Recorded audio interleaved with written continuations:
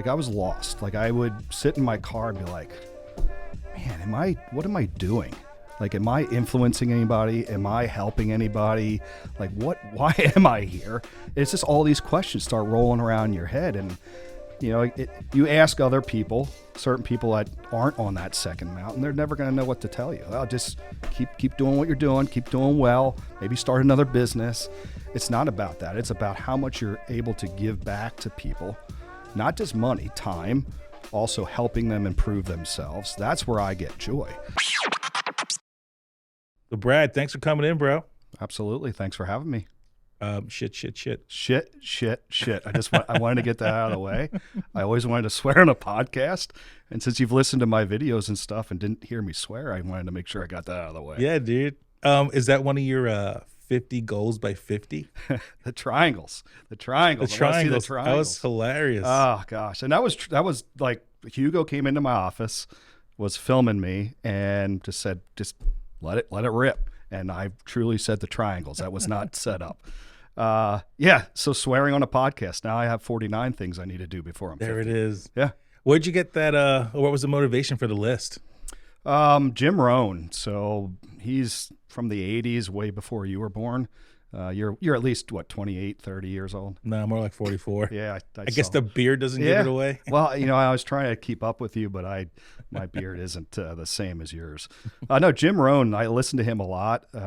He's not alive, but he has some good stuff, some good material. And, he had a goal setting podcast basically, but it was a video back in the day that I listened to. And it was basically, really pump up the goals, get 50 goals. He didn't say by 50. I chose that. I'm 48, so it's a lot of stuff to do in 2 years. Yeah, dude. But some of the goals, they can be small. They don't have to be big. The triangles or the pyramids. That's a big one. Yeah, dude. But it could be as simple as getting an in-ground pool. I have a pool, which I just bought a new house a year ago, and nice. We had a wonderful summer. But it's just little stuff. But it gives you that focus to hit stuff. And my dad always told me when I was younger, you have to have goals, and even if you don't hit them, it's that path to the goal. And you might go sideways, you might go one way or another, but at least you're pushing yourself and improving yourself. And that's what I'm always trying to do. What's some of the highlights on that list, man? Most of it is travel. I can tell you I want to go to Hawaii too. I've never been to Hawaii. Beautiful. Yeah. My wife that's going to have to happen pretty quick. Yeah. I mean, I thank my children for that one because they turned 16. And we asked them, do you want to do a party? Or do you want to go on a crazy trip? And they were like, trip, 2 seconds. Didn't even think twice about it. And because they said, yeah, my wife and I saved for about 2 years, and we got to go to Oahu. That's awesome. For like 14 days or 10 days. Yeah. I would do it sooner than later, Brad. Yeah. No, I need to do some more of that stuff. I think, what I'm thinking about right now and in my stage of life, it's another book, The Second Mountain, but I'm on this second mountain journey. Like the first mountain was building up my ego, building up who I am, making sure I was solid there. But now I'm looking into the more of the giving back, living life for what it's worth. And that's where I'm at right now. And I think that's how I run my company. That's how I'm everywhere I'm at. I'm always looking to give back wherever I can. And that could be as simple as just opening up a door for somebody. So I think I'm very in tune with who I am and where I am and why I am where I am. And, the goal thing just came back from Jim Rohn. I was just listening to a bunch of stuff, and I'm always listening. I've never read a full book the cover to cover, never. Harry Potter. I tried reading. My wife's like, Brad, you got to read. I'm like, damn it. All right. She got me a Harry Potter book because she thought, well, that's at your reading level, which is like 4th grade, I believe. So I started reading it. I read it to like 7 pages till I was done, and I stopped. I was just like, you know what? I'm done with it. Like I don't like reading. I don't even know what it was, but I don't even know what the name of it. I just know it was a Harry Potter book. And my wife's, she's so smart. She took 6 years of college. I barely got through high school. I failed 7th grade. No college. Like I didn't like being told what to do. So if somebody told me to read a book in school, I'm like, no, I'm not going to read that book. I'm going to do something else. I'm going to go run the streets or something, and run the streets with my plaid shirt and my vest. But Such a rebel. but as far as reading a book, I listen to Audible all the time. And I am constantly listening to books, and my mentor, one of my mentors, Dennis, and Joni is my newest mentor. They've always kind of given me books and given me things to improve myself. I found Jim Rohn on my own by listening to a podcast, and the guy let out, hey, this is all from Jim Rohn, and this is what you should listen to. So I just started listening to it, and that was the 50 goals. But, book-wise, I'm always listening, always learning. Always trying to improve myself. Yeah. So you would talk about the first mountain is helping out your ego, get yourself to a certain point, and now you think you're on the second mountain. Are these books, or is this something? Yeah. So one of my friends gave me the book. I told him, I said, listen, the last 5 years, I've been in a search for purpose. I'm like, why am I here? Like, I'm just like, I'm just kind of floating around. Yeah. We have a successful business, and, I feel like I'm moving up, but just don't feel fulfilled. He just laughed at me. He's like, you need to read the book, The Second Mountain. I started reading it, no lie. On the way home, I was at an Ethosource, like a GRCA event. And I was talking to the owner at that time, and he gave me the book, and I listened to it on the way home. So I bought it on Audible. Right on. And I texted him right away. I said, I listened to about 20 minutes. I started crying. I'm like, this is awful. I said, but it's good, but it's awful because it gave me, like, I was feeling all these things. Nobody could connect with me. Nobody could tell me the why behind it. And then just listening to that book, I'm like, oh, okay, I'm normal. Like, this is like, I have to start like really reaching into this area of my life to get that fulfillment that I'm looking for. And ever since then, man, I love my life, and it's been important to me. And it's not for everybody. Like, the book is a little complicated to follow. Again, I'm 7th grade failure and hardly got through high school. So some of the things are a little complicated, but I was able to really, listen and hear what they're saying. And it really just gave me an idea of like, okay, what I'm doing right now, where I'm going, this is the why. And I'm going to continue to push this way because this is what gives me, the feeling of being a whole person.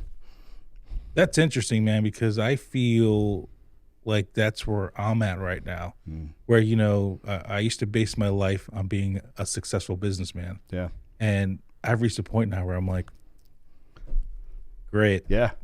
What else is there? I'm like, I love my clients. I love everybody. I do. That's definitely pure Fred, but yeah, you're right. I mean, do I feel fulfilled? Not at all. Yeah. I can definitely say that, be totally transparent. So I'm very eager to check out the Second Mountain book because it sounds like it's done something for you, man. Yeah. I can just see it in your eyes. I'm like, whoa, I'm like, I need to read this book. But was there a first mountain book, or it just tells you what that was? It goes over like what the first mountain is. Okay. And then the second, that goes through like the second mountain. And, it goes back to all history. It's a bunch of authors, a bunch of articles that are all compiled into one book. So it's very exciting. It goes in many different directions, but man, and John Gowan, I can say he's the one that gave me the book. And it just out of the blue, I was just talking to him about, purpose. And it's just funny that he gave me that book or told me about it. I bought it. But then just listening to him, like, man, this gave me some freedom. So yeah, if you feel like you're stuck, feel like what's next, I would suggest that book 100%. How long ago did you listen to that book? It was about a year ago. And it's 5 years I was lost. Like, I was lost. Like, I would sit in my car and be like, man, what am I doing? Like, am I influencing anybody? Am I helping anybody? Like, why am I here? It's just all these questions start rolling around in your head. And, you ask other people, certain people that aren't on that second mountain, they're never going to know what to tell you. I'll just keep doing what you're doing, keep doing well, maybe start another business. It's not about that. It's about how much you're able to give back to people, not just money, time, also helping them improve themselves. That's where I get joy. I always loved coaching kids in soccer. I was a horrible coach. My record's like 0. I don't think I won a game. And all the parents out there that are watching that I've coached your kids, sorry. But I always instilled in the kids, like, listen, there's more to life than soccer. there's more to life than what you're going through right now, and let's have some fun, and I'm not the one that wants to give trophies to everybody either. I want people to experience some stuff, but the kids, it was awesome. It was a great learning opportunity for me to learn how to manage people by doing it through kids and just like trying things. And it was awful because I didn't win, but I was never really focused on that. So that gave me a great fulfillment. But once my son got to 14 years old, he's 20 now, the kids started knowing more than me. So I had to back out on the baseball side too. It was a mess. Everybody was starting to figure me out. That whole imposter syndrome, it wasn't imposter syndrome. I actually didn't know what I was doing. The whole feel good and not winning anymore, that wasn't working. Yeah. We were getting hammered. Parents were really pissed off at me. I'm like, all right, it's time to hang up the cleats. So I did. But I have a 10-year-old now too that I coached him in a couple years, and he wasn't a soccer player. I had to drag him off the field a couple times by his legs because he just laid out in the middle of the field, wouldn't let all the kids play. And all the moms and parents would come up to me, oh, I'm so sorry. But it's just another story I can tell that it's just part of life. And Phoenix loves what he's doing. He loves instruments and that sort of thing. Just didn't like sports. It's okay. Yeah, it's kind of like me. I never really played sports, played instruments. Yeah. That's what I did. What'd you play? Played guitar in high school. Nice. Yeah. I always wanted to learn guitar. It's fun. 15 years, man. Yeah. 15, that's why I'm deaf. Do you sing? I wouldn't call it singing. Did you try? No, I screamed. Okay. I was in a metal band. Nice. Metal band, yeah, for a long time. That's awesome. It was fun. Yeah, now I play drums. I'm learning how to play drums now. Okay. Just, when I get time, I go down in the basement of this beautiful building and ding, ding, ding, ding, mess around. I'm sure your neighbors love you. Electronic drums, man. Yeah. Can't hear anything. Yeah, it's awesome. My son, that's what he plays is drum. I love his name, by the way. Oh, thank you. Phoenix. That's my wife. She has a huge tattoo on her leg she just got of a phoenix, but I think that was all her. I wanted to call him, his middle name's Gage, and Gage because I love Pet Sematary, and the kid in Pet Sematary, his name is Gage. That's probably not the best reason to call your kid. Well, it's better than the employment agency, so I figured. Good point. Yeah. Well, yeah. Good point. Yeah, I'm glad we went with the Phoenix. Yeah, Phoenix Gage. Yeah. Damn. Yeah. You guys put some thought into that. That's all my wife. How great are the wives, right? They're awesome. Strong women, man. Holy cow! If it weren't for my wife, well, I'd be an alcoholic. I'd probably be in jail, and who knows? When I met my wife, I was this shy, but kind of introverted person. And it really wasn't who I was. It's just I didn't know how to show myself. Well, my wife helped me kind of break out of my shell. My parents, my family, and my sisters, they're all straight and narrow. I'm the black sheep of the whole family, which I love that. You're doing terrible for yourself. Yeah. My path is the right path, Shalice and Kim. But no, my wife. I met her at a party. You don't meet your spouse at a party. That's not the right place to meet them. But I met her at a party. It was an all dudes party too, all guys. She just happened to show up, and we started hitting it off. We were sitting at a table. And there was a fireman at a table. Nothing against firemen, but he was sitting at the table too with me, and he was mocking me the whole time and trying to undermine me in front of my future wife so that she would go with him. Well, that didn't work. So the end of the night we kissed. I blew a snot rocket on her by accident because I laughed and snot came out. So her friend called me and said, hey Brad, do you remember me? I'm like, yeah. Okay, hold on, let me call you back. So then Tanya actually called me back, and I was 19 at that point. 19? Yeah. Wow. And we're still married. We were engaged for 5 years because I promised her dad I wouldn't marry her before she graduated college. So, yeah, it was a 5-year plan. Nice, man. Yeah. How do you forget the woman you snot rocketed on? That's a story I tell everybody because, the fact that she stayed with me, that means that she can put up with my shit, which is awesome. Dude. Oh, she probably liked your pureness back then. The guy got ridiculed by some other jockey. Women really don't like that at all, man. No. That's the worst way to go about it. And then you snot rocketed on her. And then you still went in for the kill. Went in for the kill. That takes balls. I don't know if I was going. I didn't know. I don't know if I knew I was going in for the kill. It just happened. That's awesome, dude. So, that takes a lot of cojones. Yeah. You know what I mean? Yeah.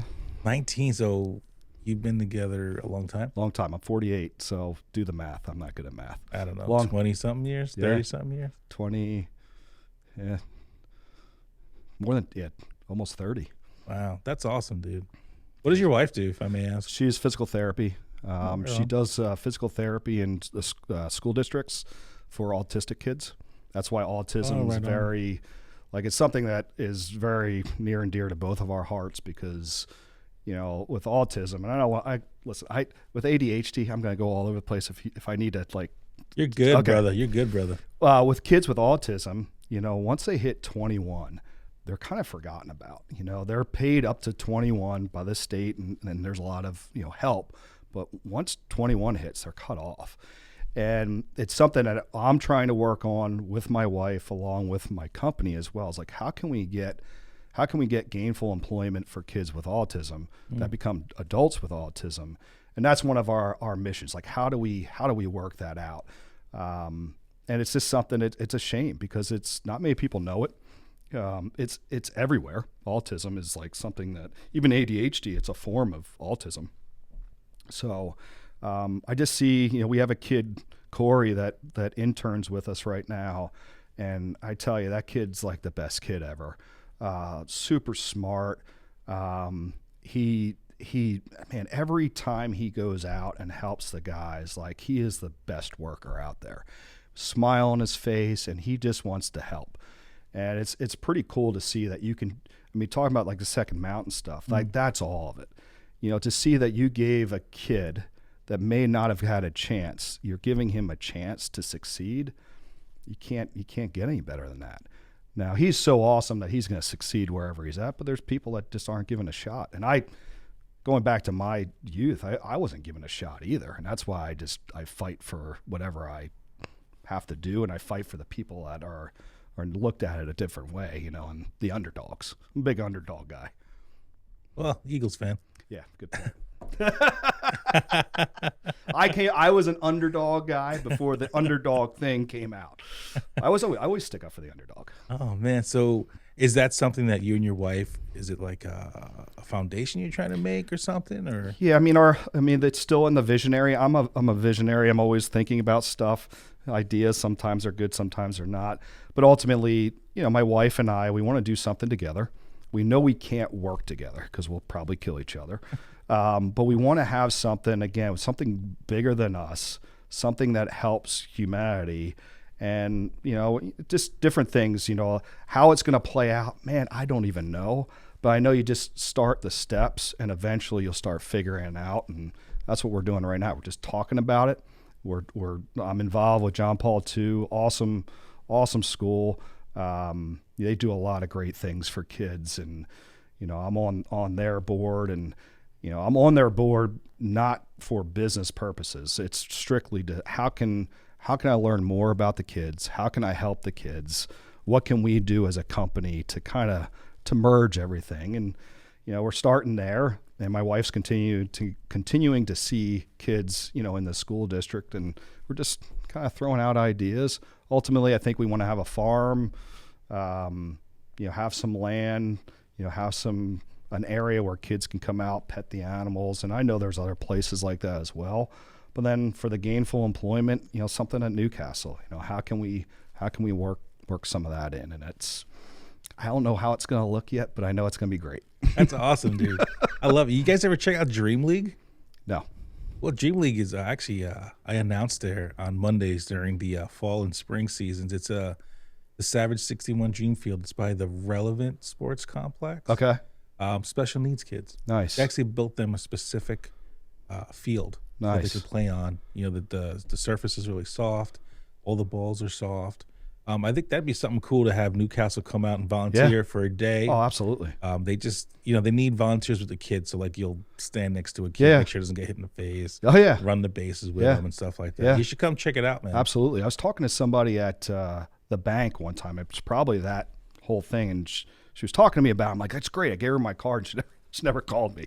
So I don't know if I freaked her out or spooked her, or maybe she thought I was a creeper. I don't know. No, they're always looking for volunteers. What I'll do is Steven, the guy that I know at Baseball Town Charities, Yeah. he's always contacting me. So I'll touch base with him and I'll do one of those good old email intros. Absolutely. And I'd love to see you out there, man. Yeah, Those no. kids are, you want to talk about kids, man? They get me every time, dude. Oh, well, I mean, they're so innocent, and to have to deal with what they're dealing with and see how they're dealing with it. And then you go back in reality and you see some people bitching and complaining about stupid stuff. It's like, really? Like, come on, guys. Like, really? But I've seen kids literally with physical impairments. They're special needs. They are so limited physically, compared to societies, whatever. And they're always smiling, man. Yeah. Yet we'll be pouting because, for me, the Mets lost and it's the end of the world. Yeah. But for him, he's just laughing. He's like, yeah, I got to play baseball today. And I'm like, damn, I wish I was on his level. You can be. It's a second mountain, man. Second mountain. That's where you need to be. What's your purpose, man? Since we were talking about that, I wanted to ask you that question. What's your purpose now? I really believe my purpose on earth is to show people and prove to them that they can be more than what they think they can be. And we have this self-limiting belief, and they call me a little bit of a truthinator because I watched that. Listen, I hammer people. I am not a coddler. And I think a lot of times, I was just talking to my partner now about that. I'm not a coddler. If I talk to somebody, I'm giving them the honest truth, because that's the best thing you can do for them, is to tell them the truth so they can change. Too many times we blow smoke up people's asses just to make them feel good, and we think we're doing the good thing. All you're doing is delaying that person's growth. So if I can tell them what I see for them and get them to believe it in themselves, and they start a different trajectory of their life, man, to me, that's a win all day long. And I think, inspiring people, I always have to be inspiring or influencing. If I feel like I'm not inspiring or influencing people, I start doing consulting. I'll travel up and down the East Coast. I'll start doing speaking. Like, I need to influence or inspire somebody. It's probably why I'm doing your podcast today. Thank you. But look at the connection. Now I'm going to be helping kids with special needs. We're going to be able to, help those kids out. But it's always about, like, how can I make a difference? But it's that self-limiting belief that I'm here to crack the code on that, because I had the same thing with me. Like, I had adults, when I graduated high school, I worked for a local company, and that person told me I wasn't going to be anything. I wasn't smart enough. I was never going to be a foreman. And I believed it because I was a young kid, and I had an adult telling me this. I learned that I could be something, and all it came back to is one person saying that you're going to be something someday, Brad. I'm like, oh, huh. And it's a guy that I worked with in Texas. I don't even know his name. I was making $5.30 an hour. I moved to Texas with my wife. She went to school there. And I was making $5.30 an hour working for the state. And it was probably the worst job I ever had. But there was one guy there. It was right after I quit the job that sucked. I went to the job that people cared about me. I didn't make any money. I went from $16 an hour to $5.30. We were broke. $1 pitchers of beer and noodles and ketchup. I mean, that's all we ate. Yummy. But, one person told me that and just spoke to me. And I mean, 3 or 4 words changed my whole life. And if I can do that for other people and speak to them and they catch something that changes them, man, that's all it is. I did thank the guy for being an asshole, by the way. I unfortunately I pulled up in a Newcastle vehicle, but I pulled over and I wanted to thank him, not just for being an asshole. He helped me. He knocked me down, but if I wasn't knocked down, I wouldn't have never built myself back up. So you have to be knocked down. And so I'm thankful for that. And I'm thankful for everybody in my life, no matter what they've done for me or what they've done to me. It's been, I mean, I remember everything. It's all been helpful. So yeah, that's awesome. That's a long purpose. No, that's a great purpose, man. That makes so much sense to me. And I love helping people too. And I think sometimes I forget that trajectory I need to go on. There's a lot of times where I think about it. And there was a time a couple of years ago where I really considered closing down everything and just going on a path of service to the community. Yeah. And then I realized that's probably not the smartest move for me at the time. But I really wanted to go that route because I just felt like, you know what, I think I was reaching that point where I'm like, the ego's in check, man. You know, like I don't need anything else. Sure. I don't need to be some trillionaire doing. Yeah. I don't find I don't find gratification in that. I really don't. I just love the fact that I can I tell people order pizza on Friday, not worry about it. You know what I mean? Yeah. So I'm good. But community service is a big thing, Yeah. and I'm actually trying to like snap myself out of it because I was doing it so much for so long. I think I just got burnt out for a while. Yeah. And then the toy drive this last season was like, it got really crazy where I realized, okay, I'm going to need help next year. But the feeling of being able to collect these toys and give them to kids, like I'm a sucker for kids, man. Oh, yeah. I mean, I'll do anything for kids all day long. That spark was in there a little bit, like that spark of like, yeah, man, you remember what it feels like to give to people, what it feels like to help people.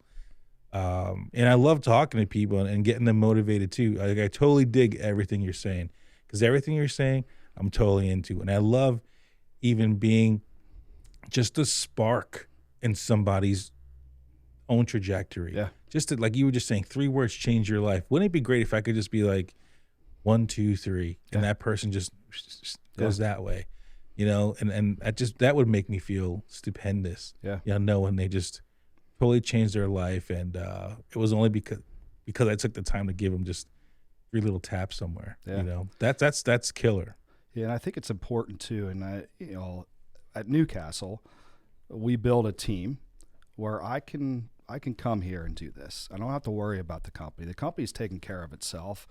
I am the spark sometimes, but ultimately we've built this team of great people. It's self-managing. Every once in a while the owners have to step in on some stuff, but ultimately it's about releasing the vine. It's called letting go of the vine, because especially if you're a founder, it's hard to let go of things because it's yours. So nobody's going to take care of it as good as you can. And it's so false. And I believe, the quicker I could get out of that focus of like construction was my thing. When I came to Newcastle, I brought construction and I ran construction, and my mentor at the time's like, listen, you got to let go. If you don't let go, you're going to be the bottleneck, and you're going to be the reason why Newcastle doesn't grow. I'm like, son of a bitch. I started thinking about it. I fought it. Like I fought it for years, probably 2 years. And finally it just clicked. I'm like, man, what am I doing? Like Dan at that point, he was up and coming. I was holding his future back, and now he's one of our owners. But I was holding his future back because I was holding something so closely to me because it was mine. It was mine. Nobody can take care of it as good as I can. The more I'm away from it, and it's been years since I let go. I mean, we grew so much since then, but we wouldn't have grown if I wouldn't have let go. And I wouldn't be able to do the stuff I'm doing today with helping people. I mean, I'm constantly going out to help different things and doing different charity things, thinking at a global level. When you're working in the business, they always say, don't work in the business, work on the business. That is so true too. Like it's not just a saying, it's true, because when you're working in the business, you have the blinders on. You don't see the opportunities that are out there. Plus you're stuck in the day-to-day. You get so drained on the day-to-day, you can't do the things that really give you fulfillment. And thank God my mentor at the time kind of kicked me in the ass and said, you got to get out of the way. Because now I'm constantly, sometimes I get out of the way too much, and everybody's like, well, why don't you come in for a little bit and help us out here? And I am in, but I'm more of a leadership coach. I'm doing one-to-ones. I do the DISC analysis too. I'm a certified behavioral analysis, so I'm able to talk through people's emotions and help them understand why they are who they are. Because everybody's special. Everybody has a special nugget in them. It's just a matter of who's going to figure out how to get that nugget out of them. But if I wouldn't have let go, I would have been stuck, and I wouldn't have been able to fulfill my dreams. And it's important. And I know, just listen to some of your stuff. I know you might feel like you're this is your thing, and it's mine. Stay away. But if you're able to inspire somebody to you can train them and you see them grow, and now they start doing things better than you, man, and you can back away and see them grow. It's awesome. When did you find, or when did you know it was time to let go? Was there like a certain event, or did something happen? Or it's when Dennis, my mentor at the time, pretty much kicked me in the ass and just said, listen. And he was straight up forward with it. He's like, you got to move, You got to. If you don't, you're holding everybody else back. So it was him kind of telling me, and then me like really thinking about it, but I didn't see the future. Like, it was hard for me to see the future because I wasn't an owner at that time. I was a operations manager at that time. So I didn't see where I am today. Like, did I want to own the company? Absolutely. But I didn't see the steps.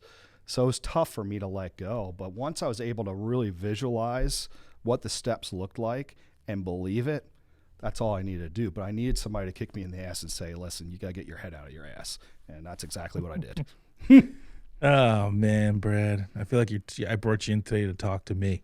I'm here for a reason. It wasn't like I bring people in to talk to everyone, obviously, but I'm just like, man, I feel like what happened with the last podcast and you messaging me and it's just like boop, boop, boop, boop, boop, boop, boop, boop. It's all coming together, and it's like, oh, that's why we got together, and this is why we're talking.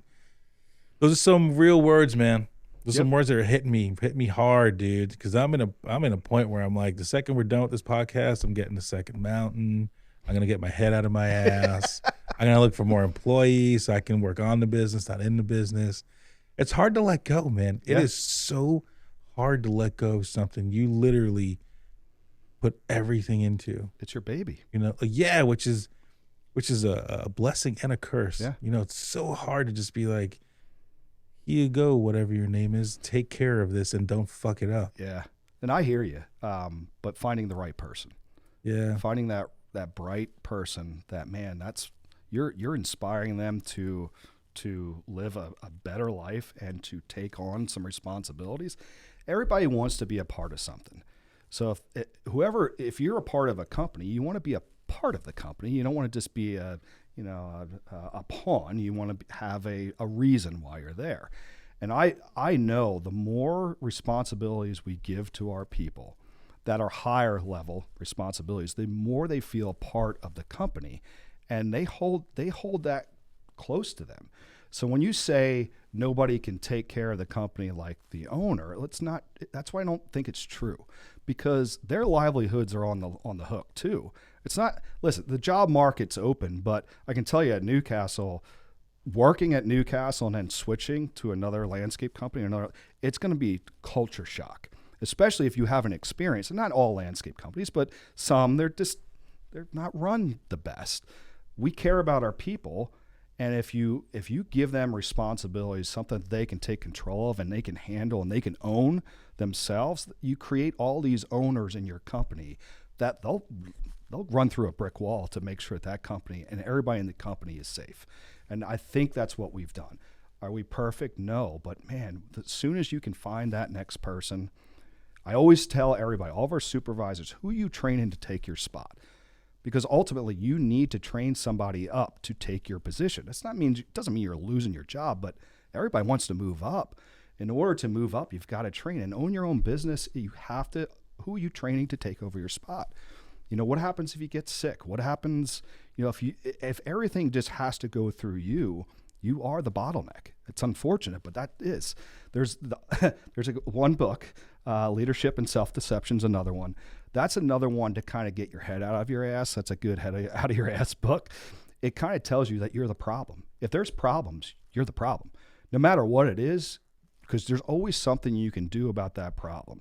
When everybody says, oh, it's not my fault. Well, when anybody says that, I'm like, come on. What can you do about that problem? Because we all have that control. Right. So Leadership and Self-Deception, I try to get everybody to read that. Some people don't.